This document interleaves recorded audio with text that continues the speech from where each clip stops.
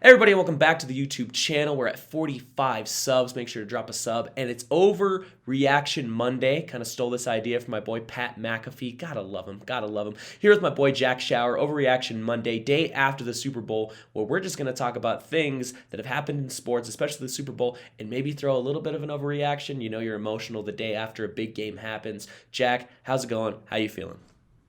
I'm doing great. I'm kind of sad that Tom Brady won again. I really just was voting for anyone but Tom Brady to win the Super Bowl. But hey, you can't stop him. He's just an incredible quarterback and still doing it. All right, ready? I'm going to pop off this Overreaction Monday with the number one overreaction. Patrick Mahomes will never make it to another Super Bowl. What are you thinking? Oh, God, no. Of course he's going to make another Super Bowl. This team's going to be back. That offense is completely stacked. They know they got to iron some things out in the secondary on that defense. Rashad Breeland was absolutely atrocious in that game in the secondary. Tyrann Mathieu, is that how you say it? Yep. Yeah, we're going to go with that. But he had a terrible game, too. So you got to iron some things out on the defense. But that offense is too good to not make it back to the Super Bowl again. Dude, but those tackles being out, I mean, you have to imagine that that's going to hurt them. They will be back, but that defense, like you said, the front seven is fine. It's good enough to get anything done, really. But in that back end, besides Matthew Honey Badger, I mean, what really do they have? Breeland was getting toasted. Nothing. Breeland was supposed to be their top corner, and he was just getting torched all night long. I mean, the Bucs are going to be a problem for for the foreseeable future. Mike Evans, I believe, is under contract. You can look this up if you want. I think Mike Evans is under contract for the next 3 years. Chris Godwin under contract. He's still on his rookie deal, I believe. That's his second year. Rookie deals are 3 years, I think, with a fourth-year player option. Chris Godwin's still under his rookie deal. AB was signed on a veteran exception. They might let him go. I have to imagine that he's going to come back because I think he's going to want more money, too. I think but the thing is, he still got a lot of money from the Raiders. He got money from the Steelers. He has money because even though he opted out of that contract, I don't know what his whole money fiasco was. And I know he has a hard time getting sponsorships because of everything that happened, the allegations. I'm not sure what happened with that trial. I know that the NFL decided that he was okay to go. I'm not sure legally if anything happened. So it's going to be hard to get a lot of deals from sponsorships. But I have to believe that if Tom Brady, that you're going to be with him, eventually your brand will kind of come up out of the end. We've seen how NFL players have done unspeakable things. Domestic violence. I mean, it's sickening at some point, but they still find a way out, and they find a way to get what am I trying to say? Sponsorships, deals, brand deals. But it's going to be hard for AB to try to get some sort of brand deal or something. I can see where he wants more money, but also if you're winning Super Bowls at the age that he's at, and he's already made millions and millions of dollars, plus the likeness of AB, I think he'll come back on a veteran exception. If not, I mean, does any other team really believe that AB will be the guy that he was in Tampa if he's not with Brady? A lot of people believe that he was that he was so controlled because he was with Brady. Yeah, I mean, I don't know. It's a tough question to really beg because you don't know what you're going to get from AB because when he was on the Patriots, he was great. And then when he was on the Raiders and the Steelers, he had all these attitude problems in the locker room. So it's like, I don't know if a team's really going to take that risk and try and sign him to a big contract or anything, because I think if he goes anywhere outside of Tampa, he's gonna want more money than I think what he really is worth. It's true. I mean, he's already been that max deal type of guy, and we saw that it just it wasn't gonna happen. All right, Jack. Second topic, Overreaction Monday. I don't even know if this is an overreaction, but Rob Gronkowski is the clear best tight end of all time. No cap. No one can even touch him. What are you thinking? I don't think he's the clear best tight end of all time. I think right now in the NFL we have the best tight end class that maybe we've ever seen with Gronk, Kittle, Travis Kelce. You got Richard Rodgers on the come up. Zach Ertz kind of falling off on his career, but you still have Dallas Goedert out there in Philadelphia. Evan Ingram's having a great career. I mean, there's a lot of really good tight ends. I think really only right now Kelce could potentially overtake Gronk, or maybe George Kittle if he starts dodging the injury bug a little more. But I mean, Gronk is definitely one of the greatest tight ends of all time. I don't know if he's by far the greatest tight end of all time yet. I think it'll kind of beg to see what he does with the rest of his career if he kind of sticks around in the league after Brady's gone. But he's definitely up there in the top 3. I mean, who could even touch him, though, Jack, if you think about it? Give me a couple guys that could even get close to him. Shannon Sharp, maybe. I think he won one or Tony two. Gonzalez. Tony Gonzalez, how many Super Bowls does he have? I don't believe one, maybe? He played on some pretty bad Chiefs and Falcons teams, though. I mean, he did, but when he still was like, what does he have, like 11,000 receiving yards, like career or something like that? Yeah, I mean he was fantastic, but the thing is, when usually we've seen it with Tom Brady. Okay, we can talk about this. We can talk. Well, I was actually going to bring that up next. Is Tom Brady the best? Well, I'll bring it in here, kind of match the topics together. When we talk about the best at a position, usually we bring in Super Bowl rings, right? Because we both can say, and I'm not going to look at you and say that this isn't true, that Aaron Rodgers isn't a better quarterback, better at the position than Tom Brady. He is. Patrick Mahomes is better at the position than Tom Brady. They're more skilled. But the thing is, when it comes down to greatest of all time, as sports analysts, we kind of always put in rings. And I respect that you don't, because a lot of people just go out there and say, okay, he has the most rings. And then you bring up the Bill Russell conversation in basketball. It's 11 rings. Like, well, no, Michael's the best. And it's like, it was a different time. So that's kind of where it is for me. Gronk has shown the most, but I can see where you're coming from. Tony Gonzalez was one of the most talented tight ends, maybe the most talented tight end that we've ever seen. I'm a Shannon Sharp guy myself. I mean, I just love Shannon Sharp. He was the whole package. I mean, he brought the skill and the smack talk. My favorite clip of all time. He had that nice flair. Dude, favorite clip of all time is when he goes and he grabs the phone, right? And he goes, get the National Guard, get the Army, because we are murdering the Patriots. And it was so... I'm a Shannon Sharp guy, but a lot of people, I believe, maybe you believe. Do you believe that maybe Gronk is? Drop a comment down below. Who do you believe is the best tight end of all time? Who do you think the best quarterback is of all time? Is Brady the GOAT? I want to see some interaction down there. Me and Jack, we're gonna can respond to some of the comments. But Jack, as far as I'm concerned, I like Shannon Sharp is the greatest of all time. But Rob Gronkowski, I mean, if you come into a bar and you tell me that Gronk's the best, I'm not gonna laugh you out of the place. I mean, I'm not gonna sit here and go, no, crazy. I'll respect it. But I mean, the thing with football is it's tough to really say who is like the greatest of all time at one position or another, just because there's so many other factors that go into it, because there's so many guys on the field at one time. And really, when you consider those Super Bowl rings, it's like, well, Brady's had a great defense almost every year that he's won it, where Rodgers hasn't really had a defense, or, Patrick Mahomes obviously didn't have a good defense tonight, which could, maybe way down the line go into the conversation of being a GOAT. Like, it's just a tough sport to say they're the greatest of all time. And, in sports like baseball, where it's so individualized, you can say, yeah, Barry Bonds, greatest hitter of all time, because he's up there by himself. The only thing he's facing is the same pitchers that everyone else is facing. Clayton Kershaw, greatest of all time, facing the same hitters. He's by himself on the mound. Because of this World Series win, do you think he finally broke through that, and now they're saying he's the greatest of all time? Because he had that playoff slump for a while. Personally, I think he is. I mean, there's so many great pitchers of all time that were kind of before my era of being alive. So, I mean, in my generation of 2000 till now, I think Kershaw's the GOAT of pitchers. Kind of getting off the football topic here. I mean, hey, it's an overreaction Monday. It's a GOAT conversation. It's a GOAT conversation. It's just fun. It's a Monday. We're doing an overreaction Monday, so we basically just throw out the craziest topics and we break them down. So here we go, Jack. Another crazy topic here. The Houston Texans are the worst franchise in all of sports. Is it an overreaction? The worst franchise in all of sports. I don't know. They're definitely up there. There's a lot of just bad franchises. Name one worse. I can't think of one in the NHL. Jaguars. The Jaguars. The Jaguars. The Jags just never are good, and then they were good one year and just blew the team up. But the Jags didn't even attempt. I guess they did blow up that AFC Championship team that they basically just got handed. The Jaguars are pretty bad, but we've seen the Texans make some, have the Texans made an AFC Championship game? I don't think the Texans have made a championship game. The Jaguars have. So. There's a lot of bad teams, but when I think of right now, currently, maybe not of all time in the history of sports, because Lord knows that we've had it, but as of right now, this year, and just as of right now, right, the way that they're constructed, I mean, you've heard, I think everyone knows, but if you don't know, me and Jack will break down what happened in the Houston Texans franchise. So this is how I understand it, Jack. Let me know if you know it any better. So there was this guy that was a team preacher, right? He was a team preacher for another team, correct?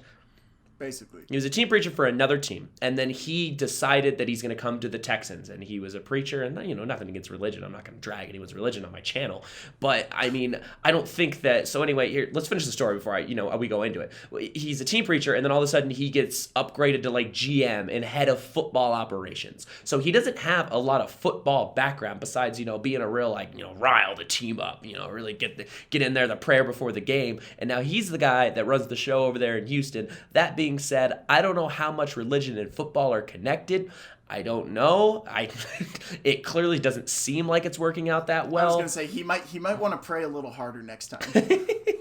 Deshaun wants out. I mean, leading into the other topic, is Deshaun Watson a bad quarterback for asking for a trade? Because and this topic came up, I watched on another sports show. They said that, people want quarterbacks to sit there and suffer. Think about Matty Stafford, Jack. They're like, yeah, this guy Matty Stafford, he really deserved it. He sat there in Detroit and he suffered for 11 long, hard years, and now he deserves to go win. But Deshaun's saying, bro, I'm not going to sit here. I'm not going to rot in Houston for the next 10 years. What do you think? Is he a bad guy for requesting this trade? No, he's not a bad guy for requesting this trade. Why would you want to be like, oh yeah, I need to go do my time on a really bad team like Matthew Stafford did? No, you're in your peak years when you're from 25 to 30 in the NFL. You have some experience. Unless you're Tom Brady. You still have good physical time. Yeah, unless you're Tom Brady. Not trying to cut you off. Unless you're Tom Brady. Yeah, unless you're Tom Brady. But those are your peak years from 25 to 30 when you're like physically and mentally, like, I think in the best right for football. So, I mean, I don't blame him. He's at 25. The Texans have almost shown no will to try and chase after anything in the next few years. They're going to go mega rebuild mode, it looks like. They're not even going to re-sign Will Fuller, who was their best receiver this year. So their only receiver. Have no help if he stays. So yeah. I don't blame him for wanting to get out. I don't blame him for wanting to win. The money only gets you so far, and you have to still be happy about how you're playing.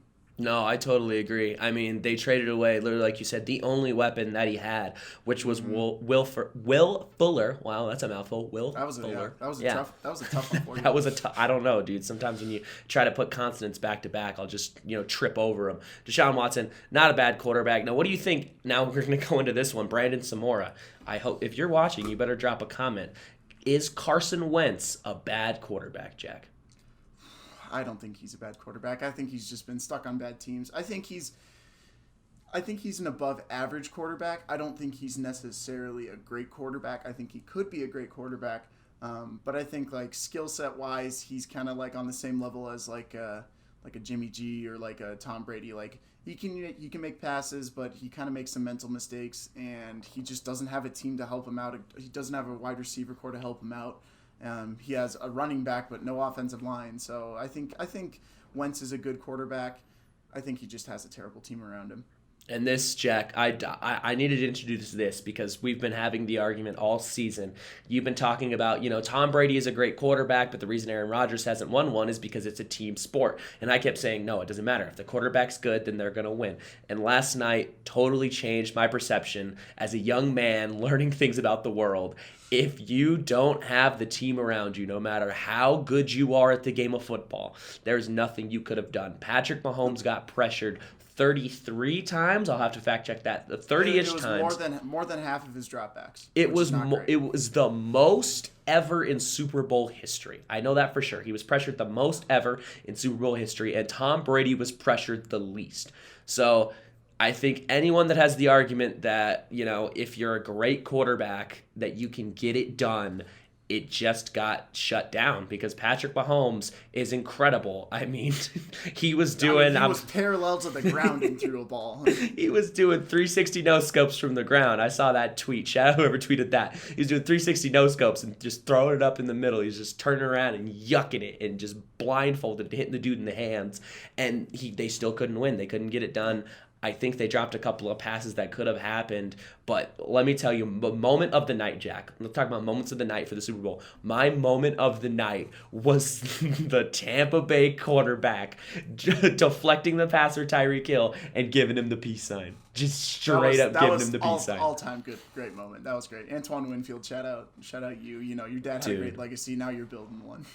Dude, the fact is, I looked at you and told you last night, they were like, the announcers, Tony Romo and Jim Nantz were like, that's a bad penalty. That's a terrible penalty. I was like, dude, if I lock down Tyreek Hill to 2 catches for the entire game, one of the fastest receiver in the NFL, and definitely top 5 ever, not in the league, but like the fastest dude ever in top 5 in the league, if I locked him down to 2 catches in the biggest game of my life, I'd get a penalty. I'd 100% do it. I'd take it. You're off 3 scores. Who cares? And I thought at first, when I looked at you, I thought when he did the peace sign, I thought he was saying like 2. Like I held you to 2 catches. I forgot that's Tyreek Hill's signature where he throws up the peace sign. And I was like, that's even worse. Like they just straight up just threw up the peace. greatest moment of the night, I think. Incredible. Last topic, Jack, before we get out of here, I want to talk about the Super Bowl once again. Do you think that it was a snub, and I'll tell you, and you know what I think, and I'll get into it, that a defensive player for the Tampa Bay Buccaneers did not get Super Bowl MVP? Yes, complete snub. You shut down the best wide receiver quarterback duo, potentially the best wide receiver quarterback duo in the NFL. And, giving it to Tom Brady was kind of just like, he's old and he's here again. Better give it to him. Like, he had 200 yards, guys. Come on. You could have put 3 Blaine Gabbert touchdowns. back there. Yeah, you could have put Blaine Gabbert back there and he would have done the same thing Brady did. His O-line gave him all day to throw the ball. His defense held the Chiefs. The Chiefs. The greatest offense in this league and potentially that we've ever seen to 9 points. You have to give it to a defensive player. They had, three turnovers, too? Yeah. And I think Devin White had 12 tackles and a sack. He had plenty enough stats on the list to win the MVP. And I think it was a complete snub to give it to anyone that wasn't named Tom Brady. Gronk could have had it. Fournette could have had it, and they would have been better than I think Brady. I'm with you. I mean, I don't think they gave it to Gronk because of image, because Gronk's the party boy, and I don't think they want the party boy being Super Bowl MVP. Playoff Lenny, I don't know if they would have gave it to him because he kind of just did his job, did what he needed to do. But you could say the same thing about Brady, which is why I'm in the same conversation as you. For once in my life, Jack, I'm going to go with one of your outlandish takes, and I believe 100% if the defense plays the way that they did last night, and I know it's the Tom Brady effect, and I talk about it all the time, and Tom Brady's probably the reason why everyone was so tight. But if Blaine Gabbert was in there wearing number 12, he probably could have done it. If he had the Brady jersey on and it was someone else in that jersey, I think he could have done it. If you just had the Tom Brady aura on the Chiefs, the fact that it's Tom Brady and they know that, but they had someone else playing quarterback, you could have done it. All you had to do was score 10 points, and you say 9 points, Jack. Everyone was complaining about the refs. Now, I'm going to get into that real quick. I said this last time, but everyone was complaining about the refs. There were some questionable calls. You say there was holding, but they were holding all night. The fact is, dude, that where am I going? Where was I? Jesus. You were going somewhere with the penalties, and that they don't matter in that game. Did they matter? Yeah, but did they really affect the outcome of the game? No. No, you're right. Okay, thanks, Jack. I'm back. So no, they didn't affect they didn't affect the outcome of the game because one of the penalties that should have been called was an intentional grounding by Patrick Mahomes. He ran about 20 yards back and tried to get it back to the line of scrimmage, and it bounced out. That would have made it about a 57, 58-yard field goal by Buckner. He probably would have made it. But the thing is, I'm saying, they only would have probably needed to score 9 points because the Chiefs would have only had 6 because one of those field goals was an intentional grounding that should have been called but wasn't. 6 points is what the Buccaneers held the Chiefs to. 6 points. And I'm just sitting here I know it's 9, but in my head, I believe it's 6 because of that intentional grounding that didn't get called. And that's just insane to me. 2 field goals. Even 3. No touchdowns. It's a game changer, but hey, you can only do so much about it. Yeah, there's not really much that you can do about it when you can't really do anything. You can tweet at refs, hey, you guys suck, and that's about it. Yeah. Jack, let's hop in. I know I keep wanting to hop out, but I feel like we're having a good conversation here. Let's hop into one last topic before we get out. I got the jerseys behind me, the Avalanche jerseys. Love some hockey. Avalanche been in COVID protocols. I dare to say that it's a good thing for them. What do you think? I mean, it's not a terrible thing for them. They're pretty banged up right now, and it does give them some good time to heal up and everything, but also you have that factor that you're not playing games for 2 weeks, I think they're in protocol for, in total. They don't play until Valentine's Day. Yeah, so I mean, they got basically a week and a half of just no games. I don't think they can really practice at all. They're very limited practicing, so it's you're gonna have to jump right back in after sitting for so long. So I think it'll be tough on the get-go, but I think in the long run for the injury help and kind of the guys that are battling some injuries and playing through them, I think it'll help them out. No, I mean, 100%. But the thing is, here we go, Jack. So Nathan McKinnon missed 1 game. They won the game. Incredible. I didn't bet on them. I didn't think that they were going to be able to do it. No. I didn't think, but apparently they did it. They won 2-1. Now here we go. So they're going to be off from February 2nd till February 14th. 12 days, 4 games. They missed 4 games. They got them canceled. Do you know who they come back against? I'm going to guess the Blues or Vegas. You're right, Vegas. They come back and they play the Vegas Golden Knights after being off they're 12. top of the division right now too, aren't they? days, I believe so. Let me check. But Oh, yeah, God. the Avs are second in the West. Only team above them is the Golden Knights at 7-1. That is so tough. Thing is, I believe that the Golden Knights are also resting because the series that they were supposed to play. Nope, they're still playing. They just played yesterday against the Kings. I wasn't sure if the series that they were supposed to play would be against the Avalanche, so maybe the games would have just been postponed already. But no, they're going to play the Kings, the Ducks, the Sharks, and then they're going to go play the Avs. So the Golden Knights will be nice and fresh. They have somewhat of an easy schedule. I mean, anytime you have to go up against the Ducks, it's not easy because Gibson plays out of his mind. He's the only player on that team. They have some old guys on there. They have Getzlaff, but they're a bunch of old dudes, and they have some young prospects. It's Gibson. You're right. It's Gibson, and then you're playing against the Sharks, and then you have to come play the Avalanche off of a 12-day 4-game break. That's a lot of games in hockey because just like I know you can talk about it in baseball because when I think about sports, I think hockey's really the most like baseball because you have the back-to-backs. In basketball, you kind of play back-to-backs, but a lot of times you rest the guys. You get like 3 rest days sometimes. Which is exactly, but in baseball, you have a lot of back-to-backs and you got to switch people out. Does that I have to imagine that hurts people in baseball. Definitely hurts people in hockey when you can't play for 12 days. And the thing is, you can't play, you can't practice. You can't do any of them. They can't be in contact with each other. They're in COVID protocols. I'm not sure how the NHL works. The NHL has had a lot of trouble with COVID protocols. They've had some issues, for sure. They got to figure it out. It's been rough. Another thing, side note, don't ever put your money on the Canadiens if you're in Colorado. No. Don't do it. I bet on the Canadiens 4 times. Ottawa Senators are terrible, right? The Ottawa Senators are terrible. I'm on a tangent. Here's the thing that happened to me. I've bet on the Canadiens twice. I bet on them twice against the Ottawa Senators. The Ottawa Senators are terrible. Absolutely awful. They didn't cover either game. And it hurts my heart. It breaks my heart. But Jack, I mean, that's all I really have for this Overreaction Monday. Unless you have another topic, I don't really got much. Got something? Anything in the baseball world that happened that's crazy? I mean, there's some big signings and stuff and trades that happened this weekend. But you know what, Jack? Jack, guess what? Those, but, if you look up, I believe this is the top right-hand corner. I'm probably going to link to a video where me and Jack are going to be talking about some baseball. If not, it'll be in the description. Right. It'll upload. I'm going to upload them both. It's going to be great. And yeah, I mean, Jack, shout out. Stream the song Moonlight Drive in the description. We're doing great things here. We got my boy Jack. We got so much more content. We're going to pump out the vlogs. Probably going to move the vlogs to another channel. This is just going to become primarily the sports channel. Lots of movement, lots of things. Join the movement. Subscribe, like, drop a comment.